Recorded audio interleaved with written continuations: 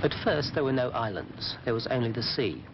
Beneath the surface, volcanoes were pushing upwards until their stark cones created a Y-shaped archipelago in the great ocean.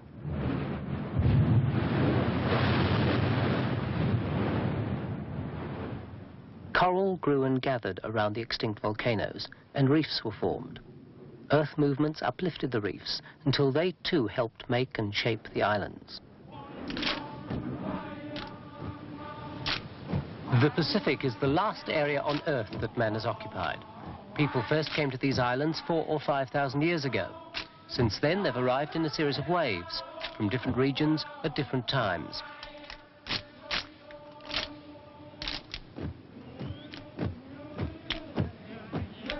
There was room for all, and each migration discovered enough space to build its separate community.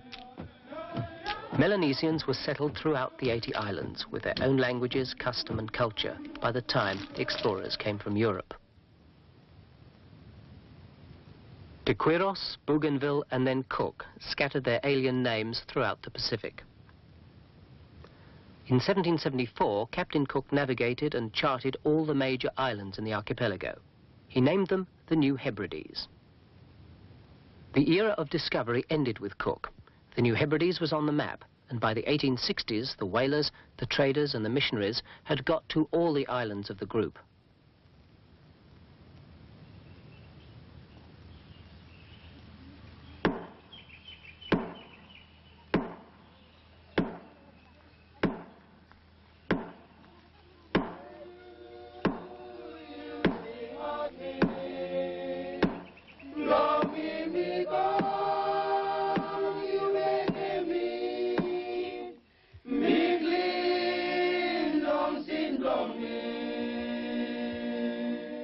A technically dominant culture had come in force to impose its will on the earlier arrivals. Traditional custom started to disintegrate. Old gods were being replaced. Although missionaries brought a confusion of competitive religion, they all came to spread the word of one God.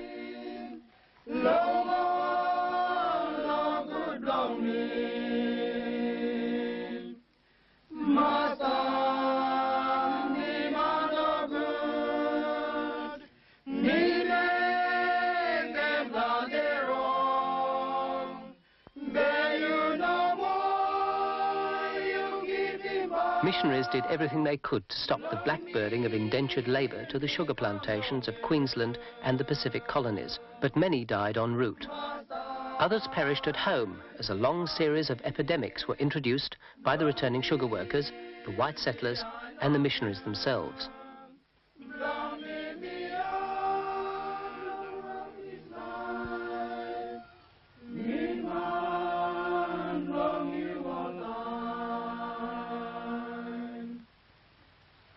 The last resource was the land itself. The soil was rich, the rainfall reliable, and imported animals thrived and multiplied here. British and French planters bought large areas of land from the islanders, who had a very different concept of land ownership. For the native New Hebridean, land was not owned, so it couldn't be sold. Only the right to use the land and take the things it grew. One white speculator was able to acquire about 1/12 of the total land area of the New Hebrides in only 2 weeks.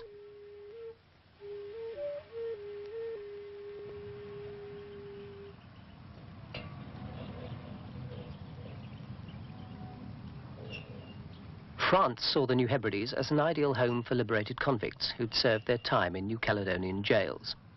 Britain was anxious to prevent France from taking possession of the group, although she was unwilling to assume the responsibility herself. Proposals, gunboat diplomacy, missionary agitation in Australia, and counter-proposals led to an extraordinary compromise. In 1887, France and Britain set up a joint naval commission to safeguard order in the New Hebrides. Although the compromise was impossible to implement, it staggered along for 20 years until being replaced by an Anglo-French condominium, which was charged with the joint administration of the New Hebrides.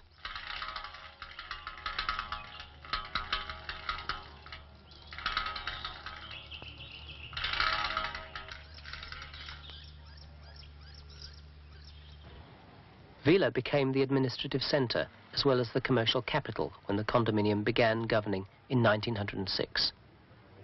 The town grew as the governments expanded.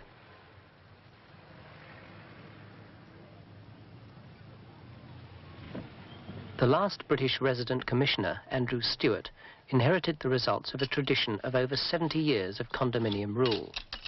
Technically, the country was never a colony. It was a region of joint influence over which neither Britain nor France had any territorial sovereignty. Inspector General Robert, the last French resident commissioner, shared the responsibility of maintaining this unique form of government, of making the unworkable work.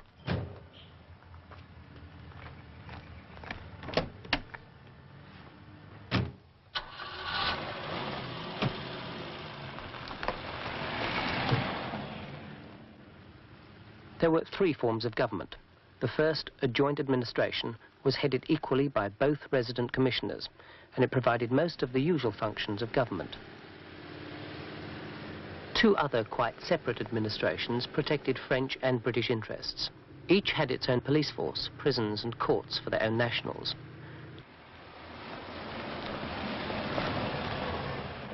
They also provided care and education.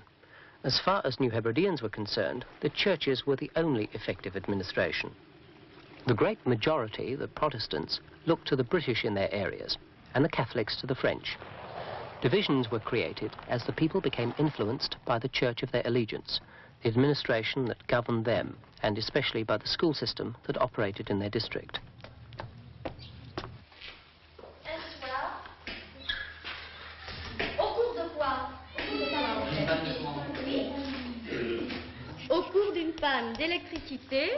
Many islanders are trilingual, speaking their own local language, either French or English, and Bishlamar.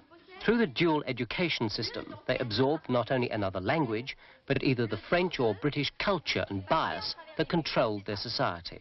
Alors, se rend compte au cours d'une panne d'électricité qu'il possède le don de passer à travers les murs. Both linguistic and political divisions were growing among New Hebrideans. New words had to be invented to describe people who, in their own land, were not black Frenchmen or black Englishmen. They were francophone and anglophone.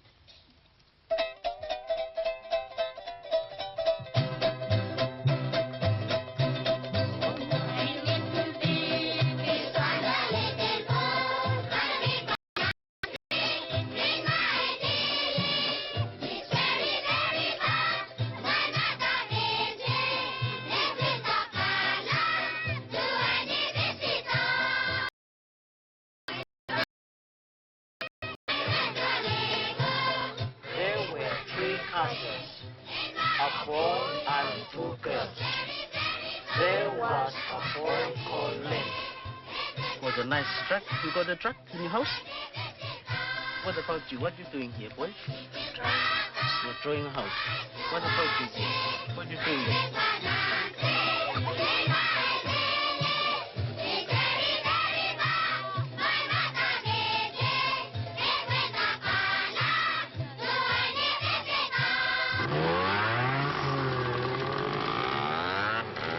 It was the Protestant and later the Catholic school systems which would produce a New Hebridean educated elite.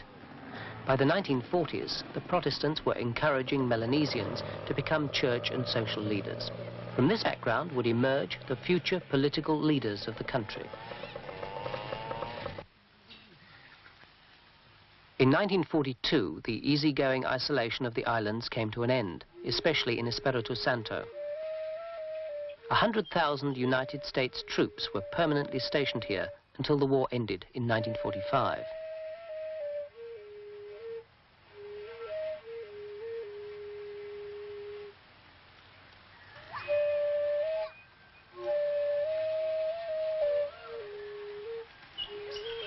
Santo's main town changed almost overnight as a spectacular war machine turned a sleepy little European settlement into a massive forward military base.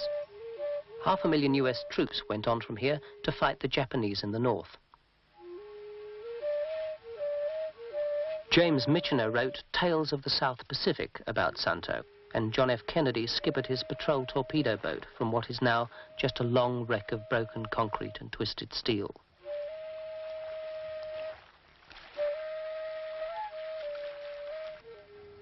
The end of the war was the start of the decline of colonial influence. New Hebridean political aspirations didn't cause any real impact until 1971, when Americans were buying up large areas of land here.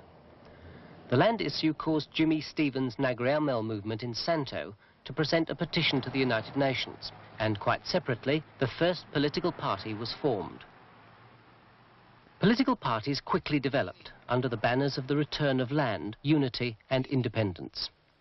France and Britain were forced to agree to a representative assembly, and elections followed. Lemon. Abstention. Lini. Lini. In November 1979, the Vanuatu party, on a platform of early independence, gained a two-thirds majority in the national representative elections. Votes are being counted now to elect a chief minister. Nomination for chief minister, Lemang 3, abstention 3, Lini 26. As chairman of this assembly, I declare that Father Walter Lini had been elected as new chief minister for the New Hebrides government.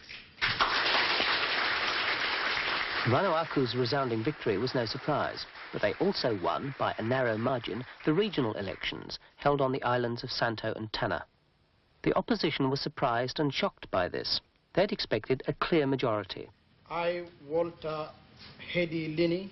The regional election results set the scene for the hostilities to come. It was to be a troubled 8 months before Father Walter Lini was to lead the country to independence. Being duly elected Chief Minister, swear by Almighty God that I will faithfully carry out the duties of my office and serve the people of the New Hebrides without partiality, fear or favor. So help me God. The defeat in the regional elections brought about immediate opposition, frustration and anger in Santo and Tanna. Jimmy Stevens led his Nagriamel bushmen into the streets to threaten government supporters who were from other islands. The message was clear. You're foreigners. Leave Santo. Go back home, or else. Standover tactics were used in Tanna as well. Trouble flared up again in February, when Jimmy Stevens renamed Santo as the Republic of Wemerana and declared its separate independence. The following month, the government named the date of New Hebrides' independence as July 30th, 1980. There were the usual delays before it was ratified, first by the British and later, with extreme reluctance, by the French. Independence was now a reality and acted as a catalyst for the dissidents who struck again in late May. Order was restored in Tanna by the British Police Mobile Unit, but this time a well-organised and well-armed group of Santo residents, mainly French citizens, allied with Jimmy Stevens, determined to force the separation of Santo. There was plenty of help and encouragement from outside the New Hebrides. The American-based Phoenix Foundation invested at least $250,000 to supply Wemerana with a pirate radio and even its own passports, coinage and constitution.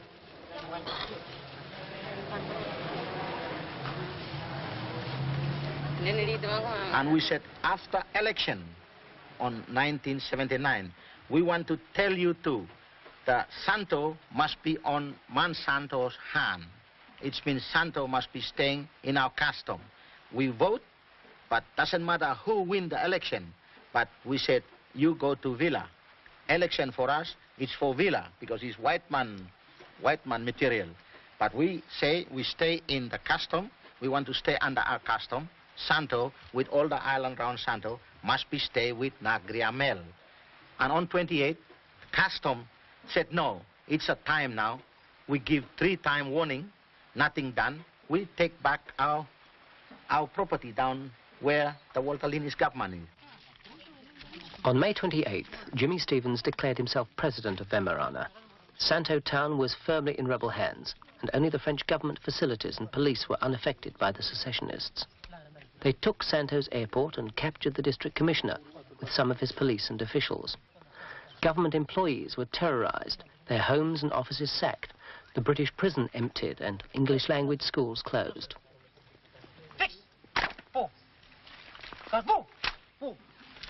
Rebels soon controlled all New Hebrides government services, the post office, radio, and all forms of transport. Even the old American wartime airstrips were permanently blocked and patrolled against possible retaliation. The government declared a total blockade on Santo for all aircraft, shipping and communications. Over 2,500 people were evacuated from Santo by the New Hebrides and British governments. For some, it had been the second time in less than a year that they'd left their homes, possessions and animals behind. Britain and France were still responsible for law and order up to independence, but even so, the New Hebrides government made several attempts to negotiate.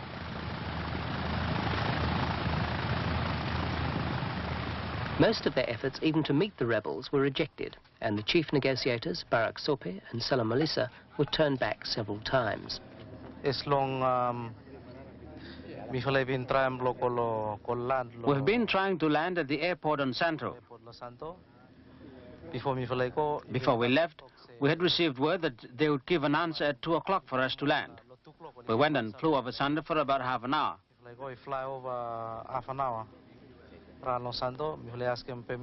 We asked for permission 3 or 4 times, but the reply we received was negative. At first, there were about 3 trucks blocking the runway. Then later, another 10 trucks joined them. We repeated our request to land, but they said no.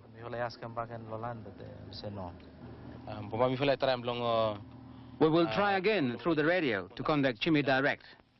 If he wants to talk, as far as the government is concerned, we are willing to sit down. If they don't want to meet us, that's their business. But as far as the government is concerned, we would like to try again.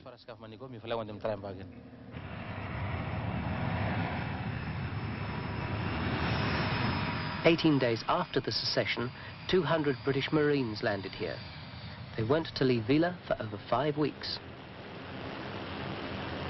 A few days before, the French flew in their Garde Mobile. They stayed in Vila as well, then 27 hours later went home to Noumea. By intention or not, the effect was to demonstrate how quickly the French could mobilize a show of force. After all, New Caledonia is only an hour or so away by air, and for the British, it was a big operation to airlift troops from the United Kingdom to the New Hebrides.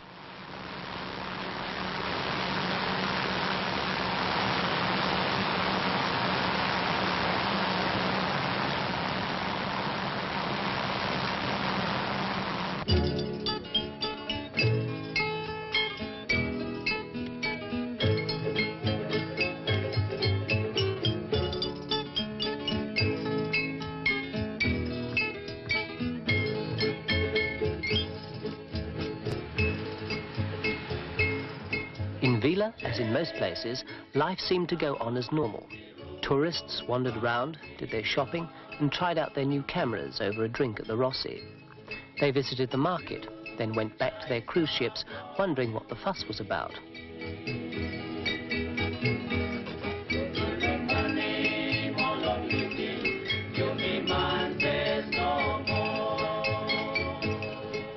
The New Hebrides now had a new name, Vanuatu. And the latest songs were all about independence. It was getting closer every day. 40,000 lo Vanuatu flight.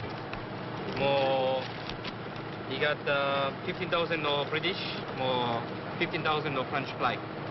Where kita fly here now, my museum lo sanem ko lo kita island, lo every island where the asking way lo museum lo Independence Day. Only look nice. Oh yes, really nice one. You got all the t-shirt here with every size inside. Small, you got 10 inch or 1 carton. I think I'm by enough for you, Shallow. Well, t-shirt here, everyone white color na mo. And I got small size, well, big nini. I'm by enough for you, I think may tram. May was me big one, too much, yeah? I think if you want too much, I think we try another one. Lucky look nice. 2 independent celebration teams are travelling throughout Vanuatu to try to reach every population centre throughout the islands.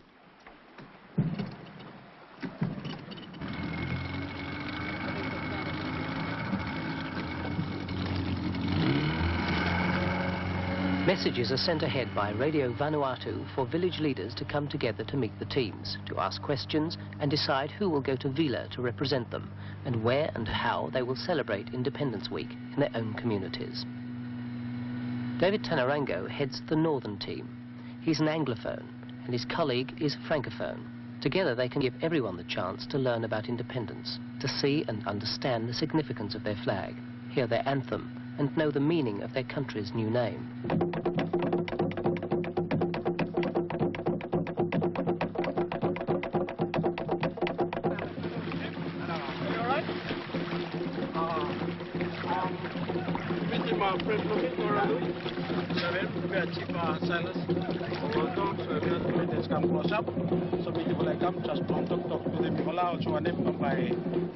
Preparation to be because and also an by independence and become so we will government and we will come long talk with me for a little bit long side long independence.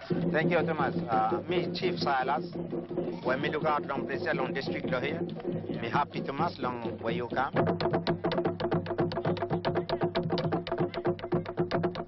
Some villages have already decided amongst themselves the centres where they will celebrate. They've started to clear a site and buildings are going up to house visitors who will come from all the neighbouring villages. I have come in the name of the government and want to hold a meeting with you. I want to talk about our independence. Our independence is coming closer. I don't represent the French government, the British government or the Vanuatu government.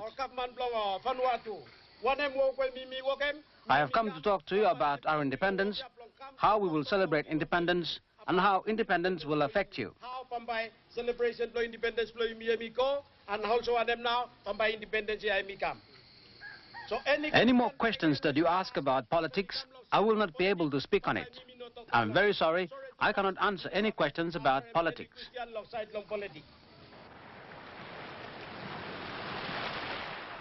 Tabia Kalsakau leads the southern independence team. They're going to Fortuna, where there are no airstrips and it's too far to reach by speedboat. The only way to get there is by ship. The population's small and representatives have come from Fortuna's 6 villages to meet the ship and talk about the celebrations. You know that there are 2 flags. This one is for the people at Harrow Bay, and there is one for Mission Bay. I'm very happy to hear that everything is now ready, and you have arranged, as we agreed in Vila, on Fortuna, you will raise 2 flags. So this is the big flag, our flag, flag of Vanuatu, and you will fly the flag on the 30th at 12 o'clock midday. We agree with the arrangements that you have made. In Vila, we are very happy about this. I want to ask a question about the raising of the flag. Who will raise the flag? Will it be the local chief or will it be a teacher? As always, the chief is the big and important person of the village and must lead and be with his people when the flag is raised.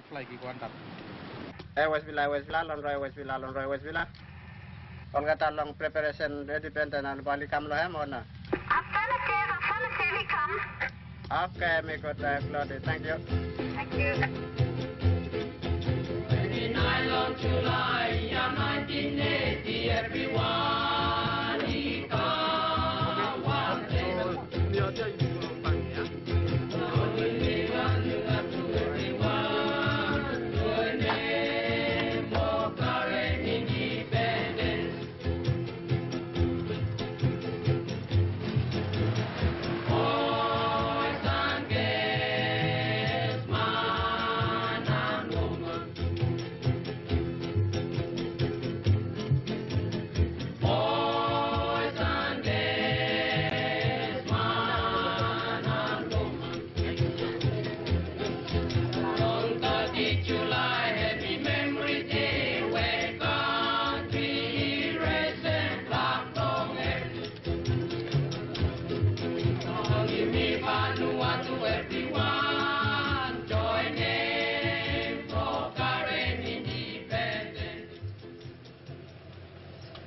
In northern Malekula, as in some other places, the coming independence was widening the gap between government and opposition supporters. Political divisions were helped along by extremists and the bitter propaganda of Jimmy Stevens' Radio Vemerana. First point, lo yumi, lo meeting, say yumi stop long Malaysia, yumi nothing, say yumi stop long all political party. There were genuine attempts to foster peace and unity. However, 8 days after this meeting in Lakatoro, there was an attempted insurrection in the neighbouring town of Norsuk. What's happened to us? We mustn't create two people, but we must create one people on Malekula. We must be one. We are sorry and weary about the present state of life on Malekula and our other islands in the New Hebrides.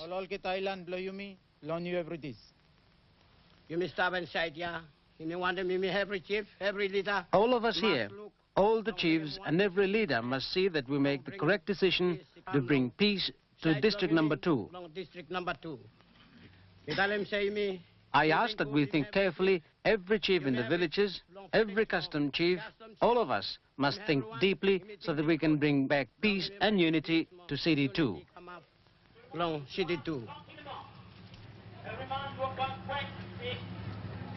In Vila, the demonstrations and marches were orderly, even if they were sometimes senseless.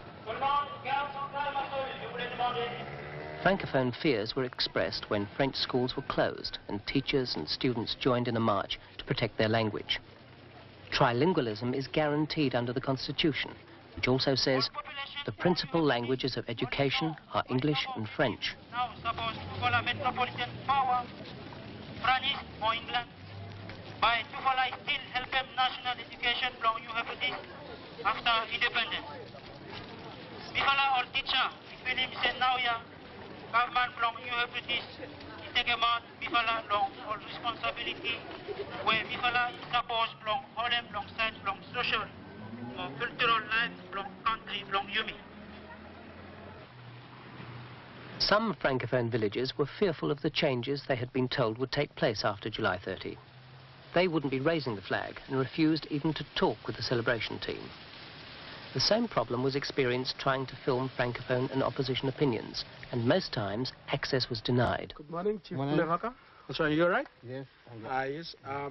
Meet Tora. I am David. We have come to see you about independence, and it's coming closer now.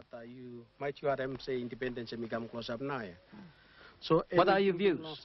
Can you tell us why some people have said that the flag cannot be raised at Melsisi? Can you tell us more about this?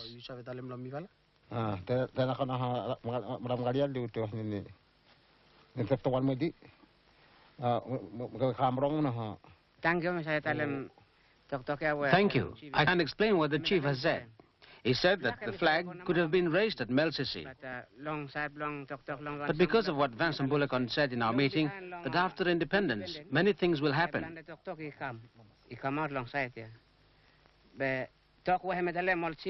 chiefs are worried and not happy about what he has said. He said the French schools will finish and the New Hebrides government will not help. The supply of medicine to Melsisi will stop. He said the New Hebrides government will not help in hospitals and schools. The people and chiefs are really worried because they now think that the New Hebrides government, Walter Linney's government, will only help English medium schools. But on the French side, what Boulekon has said may become true. They don't know, but they are worried about this and the big things at Melsisi.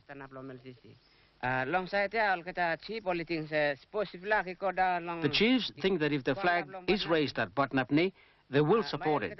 They will go, and Chief Domenico will go to Potnapni with his people. But some of the chiefs think that people from Melsisi will not go because of what Boulekon has said. Francophone students at Vila's Technical High School have been working hard for many months on their contribution to independence. They created a mural on the House of Assembly and are making gifts to be presented to the representatives of other nations coming here for the founding of the Republic. À partir d'une photographie qui vient du musée d'Oxford et que nous supposons venir de la collection de Cook, Their teacher, Jackie Baudin, explains how his students are making 70 copies of a null-null. The design was taken from a photograph of the original Chiefs Club in the Captain Cook collection at Oxford University. Les élèves du lycée technique ont donc commencé la production en série de 70 bâtons de chef, copie d'un modèle ancien. Each time a job is finished or another shipment arrives, independence somehow takes on a new reality, becomes more tangible, and the day is getting closer.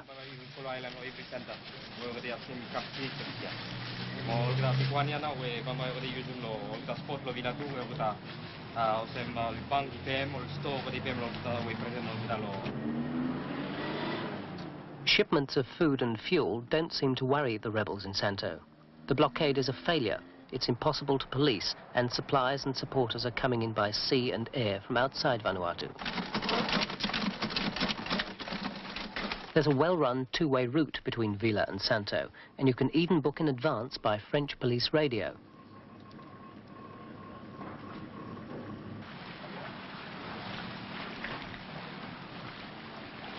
Obviously, some copra is being shipped out of here, and people are arriving from other islands.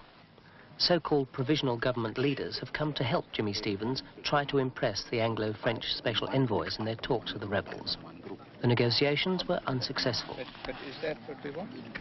That's where But we are here, you see, to talk to Vanuatu. Oh, I see. With Vanuatu's independence less than a month away, the British Marines still in Vila, and no sign of military action against them, the rebels appear to be confident.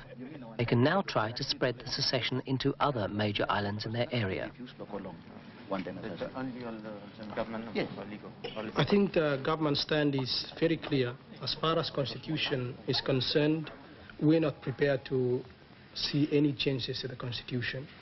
As far as the date of independence is concerned, we're not prepared to negotiate. But as far as discussing possible decentralized power of the government, we will be willing to sit down and discuss, because that is, as far as the Constitution is concerned, is something which we can actually discuss before independence. A meeting has been called between the two resident commissioners and myself, mainly because there is a rumor that there is going to be an attempt to take over the district commissioners in Nakatoro tonight. My information is that the opposition in Santo have sent some people into North Malakula, and that the opposition to the government in Malakula have organized to take over North Malakula and declare it part of Santo, and hope to control the airstrip in Nosup and use Nosup as the administrative center.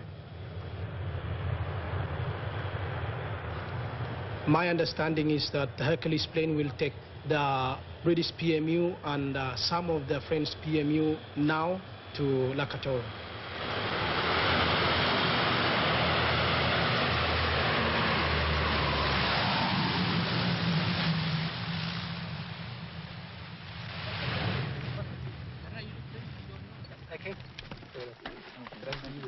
At Nosup, rebels have taken down the British and French flags, and the nearby government town of Lakatoro is deserted. The schools, shops and other services are closed, and most of the people have been frightened away. But the airport at Nosup is firmly under government control. You'll try and have a look at your customer. Swift action of the PMU means that a secession attempt at northern Malakula will be short-lived. Stolen flags from Nosup and the Vemerana and Nagriamel flags fly beside the roadblock at Wallerano. For a long time, government party supporters around the area have been stopped on the roads and harassed in their villages. One rebel proudly tells of what they did last night. Last night we destroyed food belonging to Vanuatu supporters. Last night we also destroyed gardens, everything inside the gardens, like bananas, taros, things like that. This morning we started again. We cut down large coconut trees to block the passage. Much of the violence is aimed at property rather than directly at people. Part of this English language school was burnt down. It was done at night, so nobody was hurt. But it will be a long time before the villagers have enough confidence to let their children come back to school again.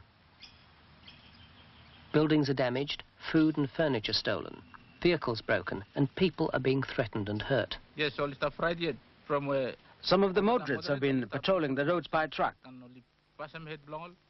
They tie headbands on and are trying to kill some people from Vanuatu. Some people belong Vanuatu. Fine by you fellows celebrating independence long place here? Yes, people I think will celebrate Yes, independence. we think that we will celebrate independence at Lakatoro. But people are afraid a little bit. But people are trying. We are a little afraid, but we will try our best, because this thing does not come 2 times. It will only come once. So we're very happy to be part of our independence.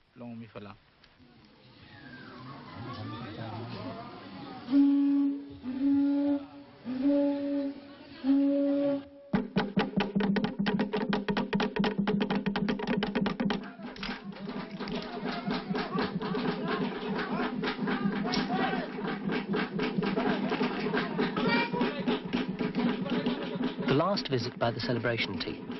They've been travelling for months and never sleeping 2 nights in the same place.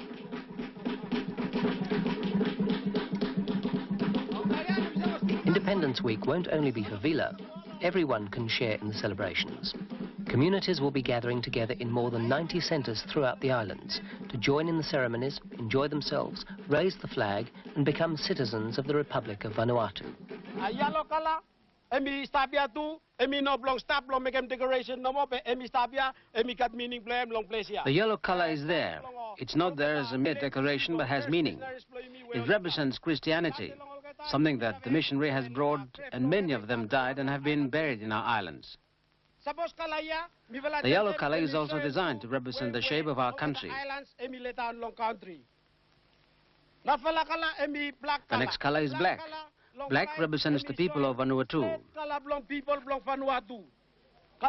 The next color on our flag that we raise up on the 30th of July is red. The color red represents blood, unity. The color green also has its meaning. If you look around our islands, you will notice that everything is green. By mid-July, independence fever has taken over the whole country, throughout the islands as well as in Vila.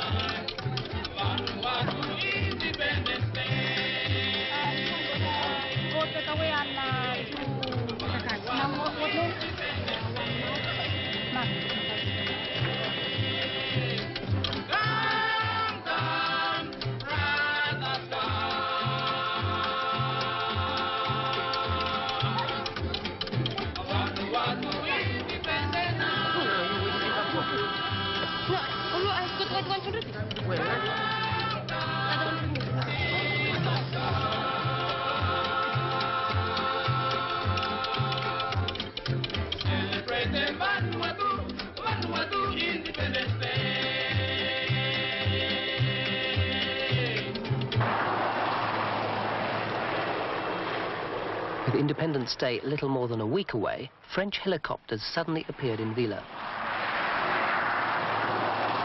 They were on their way to clear the airstrip at Santo. The French and British had agreed to act together at last. After 5 frustrating weeks, the British Marines were moving out and going to Santo, together with an equal number of French paratroopers, freshly arrived from Noumea.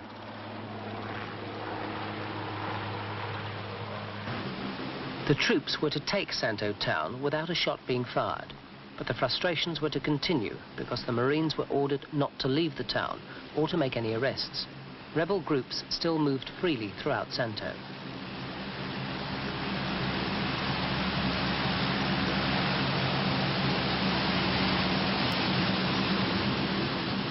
The stalemate was to remain until after independence. In mid-August, the British and French force in Santo was replaced by soldiers of the Papua New Guinea Defence Force.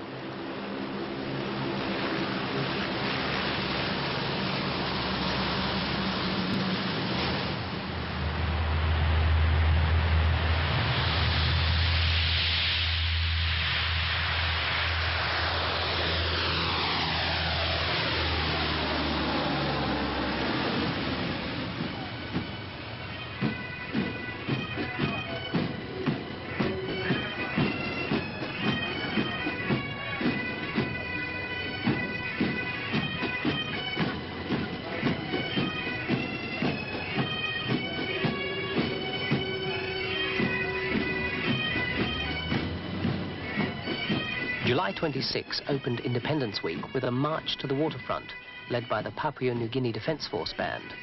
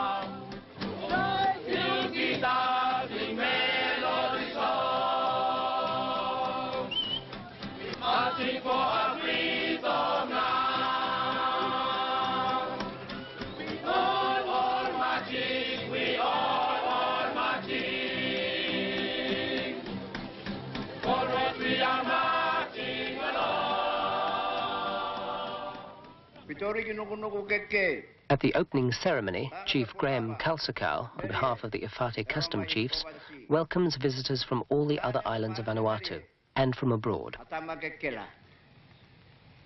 All chiefs, welcome all different islands. All beginning, all man, welcome on different islands, don't take part.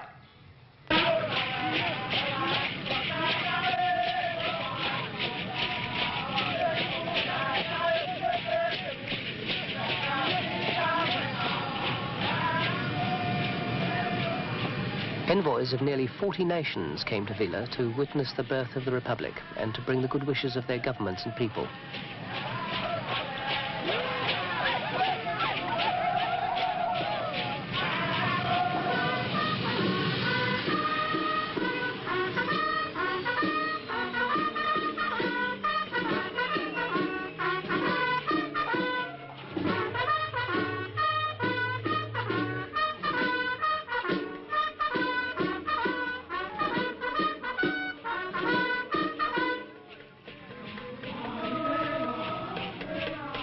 The Secretary of State for Foreign Affairs, Olivier Stern, came on behalf of the President of France and His Royal Highness, the Duke of Gloucester, as the personal emissary of Queen Elizabeth II. Together they represent the condominium in the last days of Britain and France's more than 70 years of joint rule.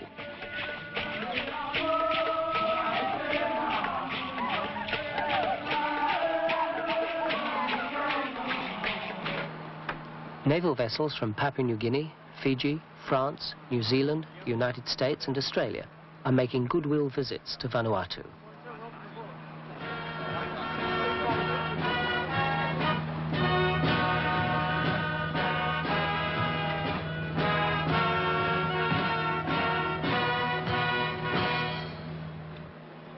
Australia's Minister for Foreign Affairs, the Australian Consul and the captain and crew of HMAS Yarra host a reception on board the ship in Vila.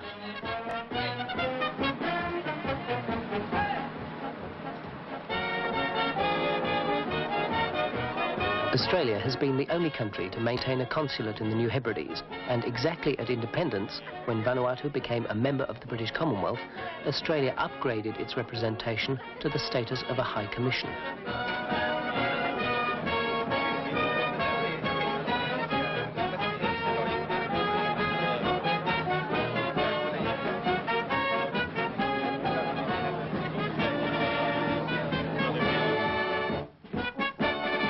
After the reception, HMAS Yarra took Father Walter Leaney on a sentimental journey back to his village in northern Pentecost.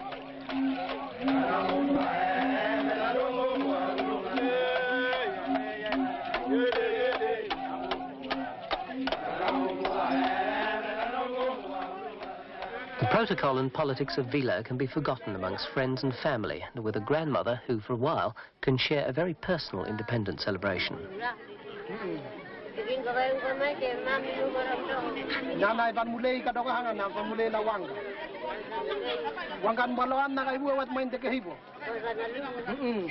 Kamaya lun na hangga. Puri ka paya lun.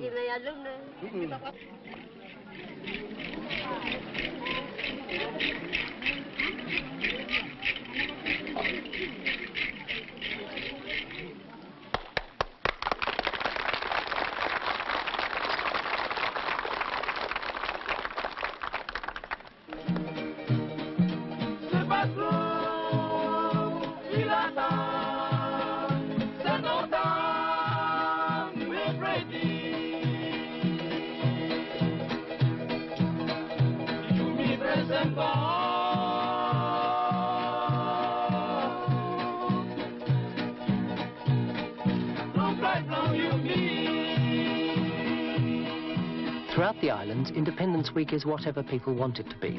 They can all celebrate in their own way. There are competitions for just about everything: string bands, charity queens, children's events and sports. In Tongoa, the only place to play soccer is on the airstrip.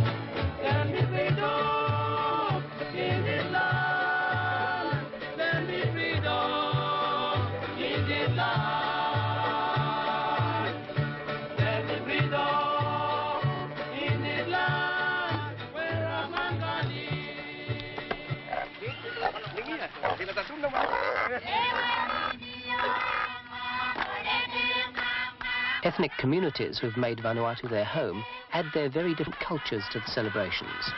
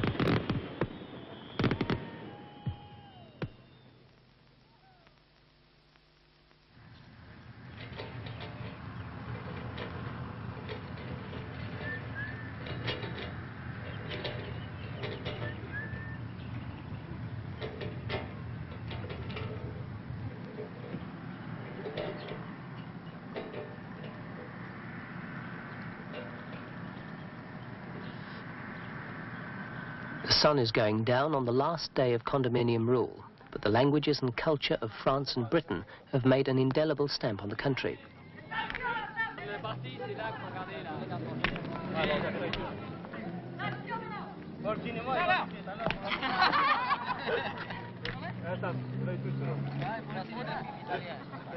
At 1 minute past midnight, the President and Prime Minister will be sworn in, and a little less than 12 hours later, the flag will be raised in Vila and throughout the independent Republic of Vanuatu.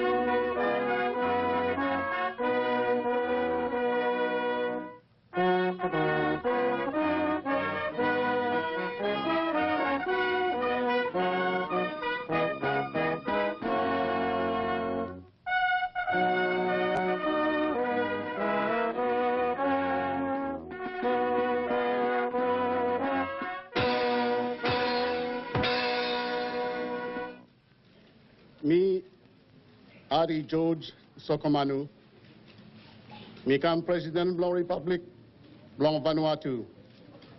Straight long fasten where Constitution Italem. Long name long God, where me got all get the power. Me promise strong. Long you fella say pambai me stand up strong. Long make him country ya long you me. He follow him Constitution blong him. Pambai me block him all fasten. Where you know follow him Constitution ya. Mo pambai me look out good. Long right long all get a man long Vanuatu. Where pambai me make him he same mark no more long every man. More prayer belong me, where God pambai, he helping me.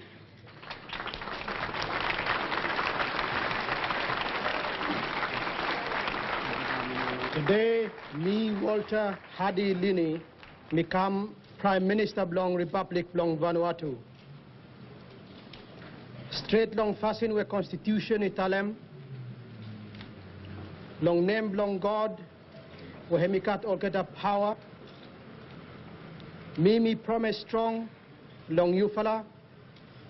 Semambai me stand up strong, long make him all get a work. Long high name ya, long me. Mumbai me walk, long all get a man, long Vanuatu.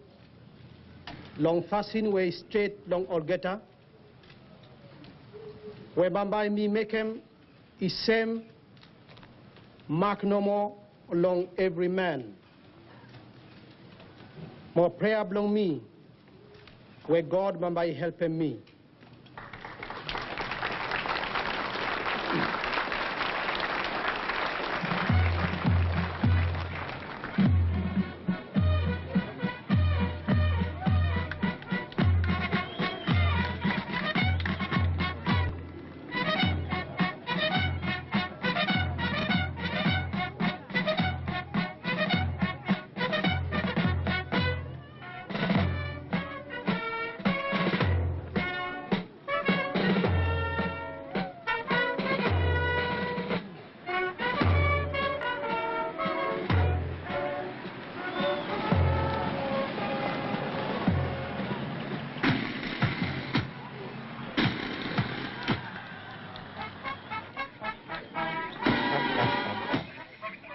July 30, Independence Day.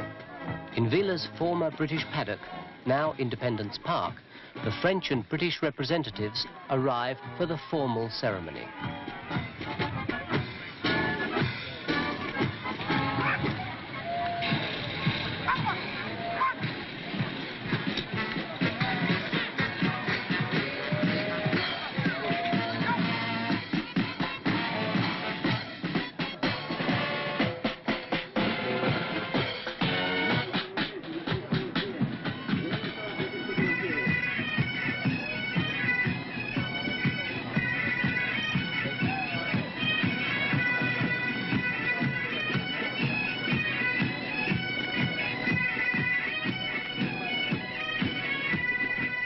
His Royal Highness the Duke of Gloucester and the Secretary of State for Foreign Affairs, Olivier Stern, inspect the Vanuatu police, French, British and Papua New Guinea troops and the Australian, New Zealand and Fiji Navy Guard.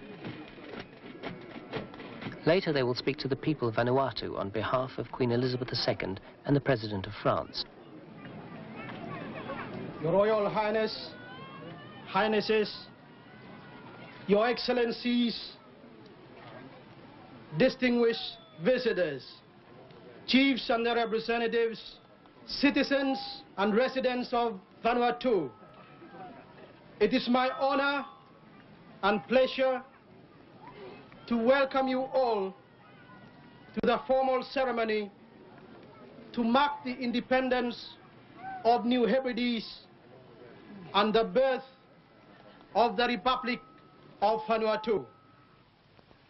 Because Vanuatu is made up of many islands scattered over the sea, and because it was impossible for everybody to be in one or even two large groups, we have made a special effort to ensure that independence is celebrated in many centers up and down the country.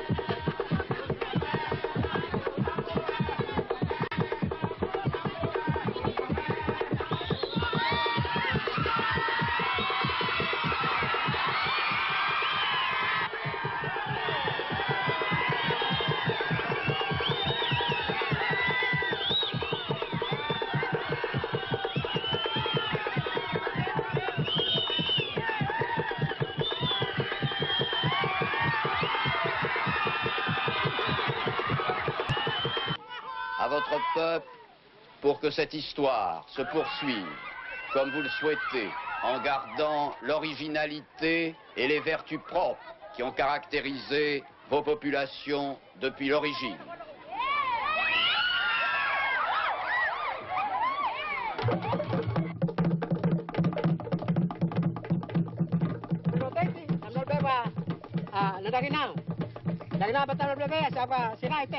In the outer islands, big men and chiefs make their own speeches and follow their custom as a prelude to the flag raising.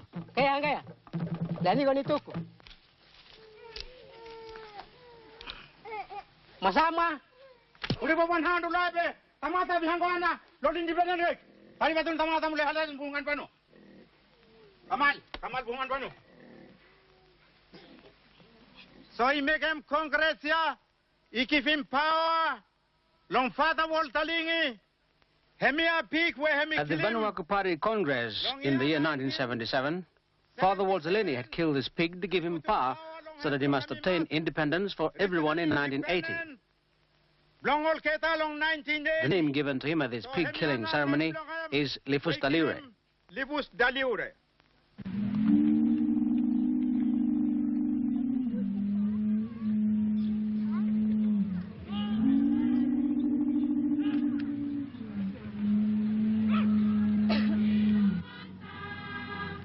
Be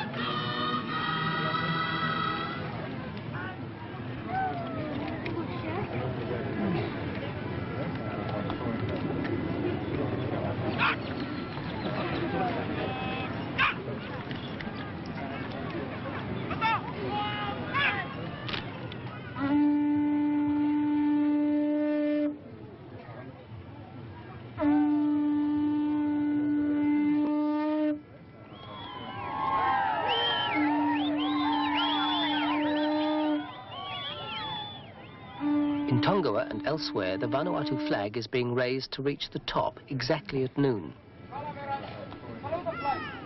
It's an emotional time for everybody, and the different communities react in different ways, sometimes with cheers, sometimes with silence.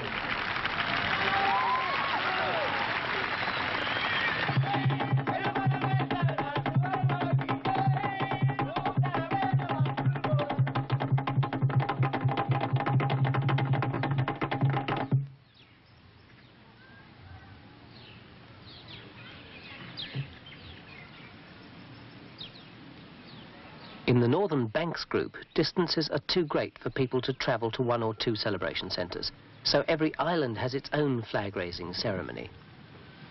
On the island of Motolava, the total population of over 1,100 people have come together for their Independence Day.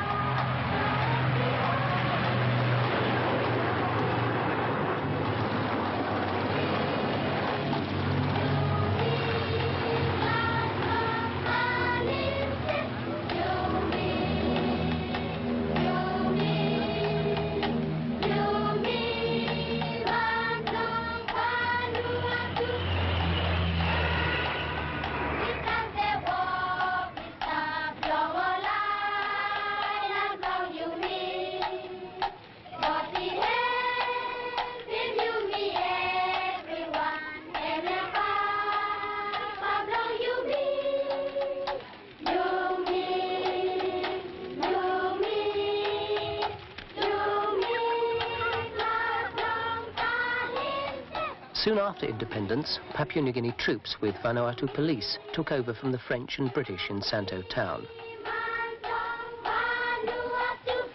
Within a month, Santo was ready for the first formal visit by the Prime Minister, the Deputy Prime Minister and senior government officials. The PNG troops have quickly restored full government control after 17 weeks of rebellion. Kami kam putung one tan matin sa long tank, loblisia and one long engine. And they set them off. Men not to fly explosion anyway. Men now fire start them. But time all police only come on top. Me really. When they knew the PNG troops were coming, the rebels went on a final rampage. As well as destroying the copra oil mill, they dynamited bridges and their looting reached epidemic proportions. Now, ringleaders holding foreign passports have been deported, and Jimmy Stevens and many others are in jail after being tried for criminal offences. His Nagriamel Bushmen certainly used traditional weapons, but this was no bow and arrow rebellion. It was well armed and well organised from outside, as well as within Vanuatu.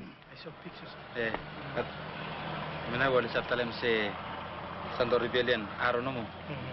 Some proof all bag full of no ammunition or bullets. The refugees are slowly returning. They've come back to stay, and together with just about everyone else, they're at the town hall to listen to the Prime Minister. Me glad to mas long come back long Santo, and me come long tell them sambala talk when me want them say, I am very happy to return to Santo. I've come to speak to you, and I want you to listen and remember well what I have to say, so that you are encouraged and become strong. I don't want to make a long speech, because it is now time for us all to work.